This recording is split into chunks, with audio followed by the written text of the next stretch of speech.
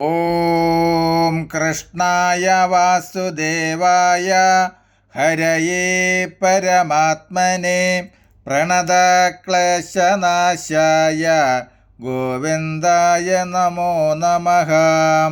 നമസ്തേ.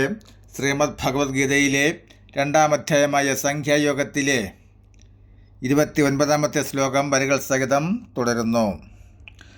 ആശ്ചര്യവത് പശ്യതി കച്ഛിദേനം ആശ്ചര്യവത് വദതി തദൈവ ചാന്യഃ ആശ്ചര്യവച്ചൈന മന്യേ ശൃണോതി ശ്രുതാപ്യേനം വേദന ചൈവ കച്ചിത്.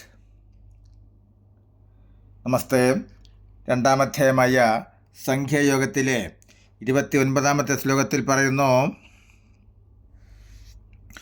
ഒരുവൻ ഈ ജീവനെ ഒരു അത്ഭുത വസ്തുവിനെ പോലെ നോക്കിക്കാണുകയും മറ്റൊരുവൻ അത്ഭുത വസ്തുവിനെ പോലെ അതിനെക്കുറിച്ച് വിവരിക്കുകയും ചെയ്യുന്നു. ഇനി ഒരാൾ ആശ്ചര്യ വസ്തുവിനെ പോലെ കേൾക്കുകയും മറ്റൊരാൾ ഇതിനെക്കുറിച്ച് കേട്ടാൽ പോലും അറിയുന്നവനായി ഭാവിക്കുകയും ചെയ്യുന്നില്ല. പുറം ലോകം ഭൗതികവാദികൾ കാഴ്ചയിലും വിവരണത്തിലും കേൾവിയിലുമൊക്കെ പ്രപഞ്ചം അത്ഭുതകരമായി കാണുന്നു. എത്ര കണ്ടാലും ശരി, എത്ര പറഞ്ഞാലും ശരി, എത്ര കേട്ടാലും ശരി, അവർക്ക് വസ്തുത്വം പിടികിട്ടുകയില്ല. ഏത് പദാർത്ഥത്തിലും പ്രാണൻ തങ്ങി നിൽക്കുന്നുണ്ട്. പ്രാണൻ ഉള്ളിടത്തോളം കാലം, അതായത് എനർജി ഉള്ളിടത്തോളം കാലം പരീക്ഷണശാലയിൽ ജീവനെ നിർമ്മിക്കാനും ഒരു പ്രയാസവുമില്ല.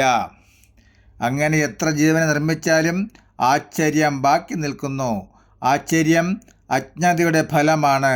കാരണം വസ്തുസ്ഥിതി കണ്ടെത്തുമ്പോൾ ആശ്ചര്യം മാറിക്കിട്ടുന്നു.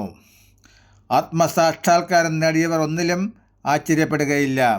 അർജുനനിൽ പരമസത്യം ഉറപ്പിക്കാനായി ഭഗവാൻ ആത്മവാദത്തിലേക്ക് കടക്കുകയാണ് അടുത്ത പദ്യത്തിൽ. നമസ്തേ. 30-ാമത്തെ ശ്ലോകം വരികൾ സഹിതം തുടരും നാളെ.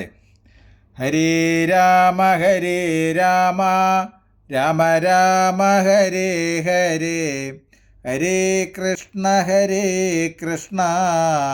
കൃഷ്ണ കൃഷ്ണ ഹരേ ഹരേ.